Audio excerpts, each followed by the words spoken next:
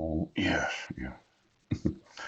I'm just going through this court order that you issued because of the mental illness, the mental incompetence, or the defectiveness of the Washington State teacher that you said that. Oh, oh, oh. Now there was some warnings to the respondent. Yes.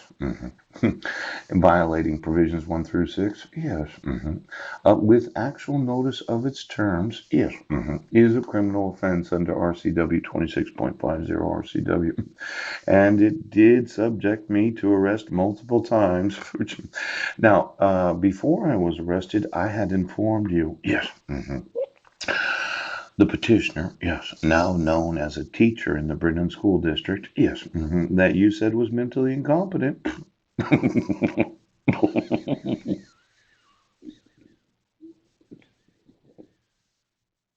It did subject me to it.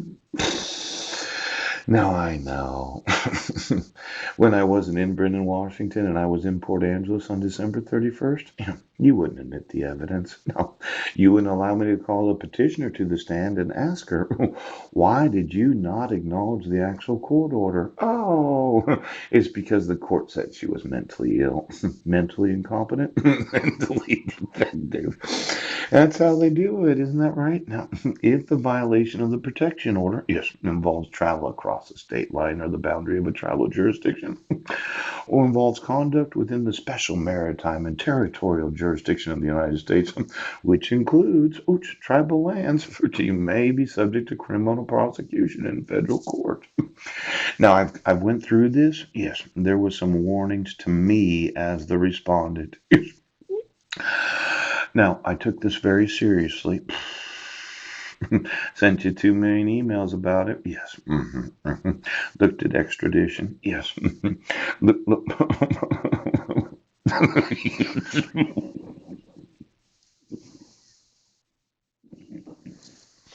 I know.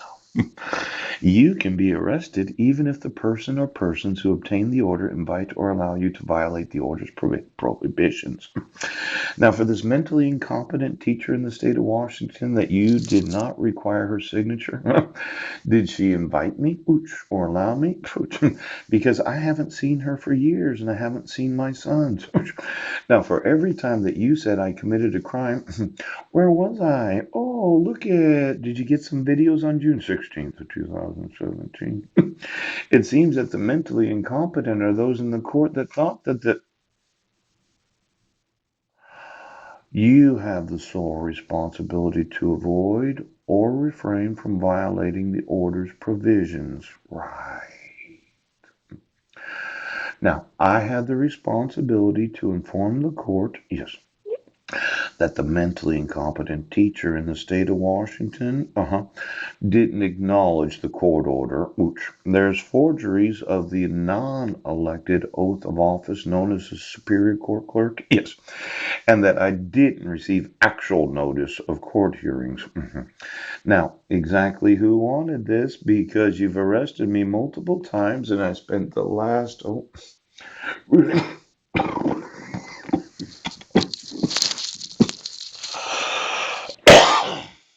considering, right, the mental competence of the sheriff's departments and the police departments, the mental competence of the judiciary, yes.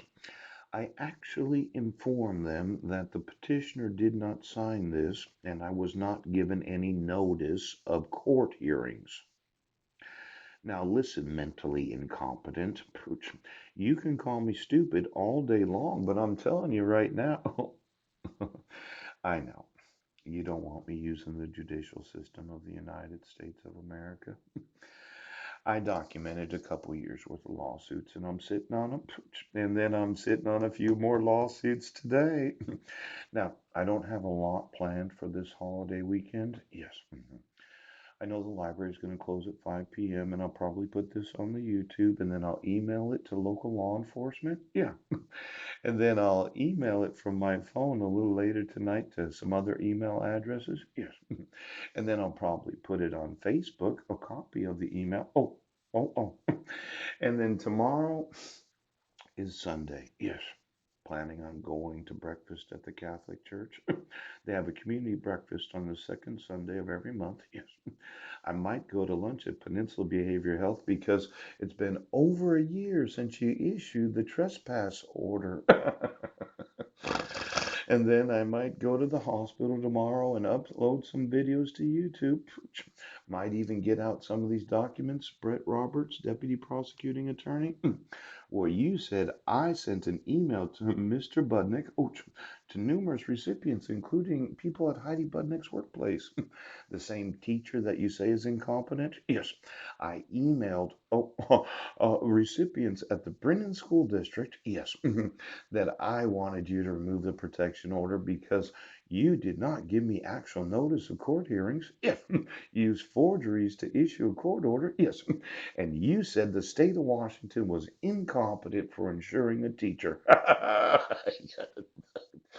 Now, I know these prosecuting attorneys, they know what's best, don't they?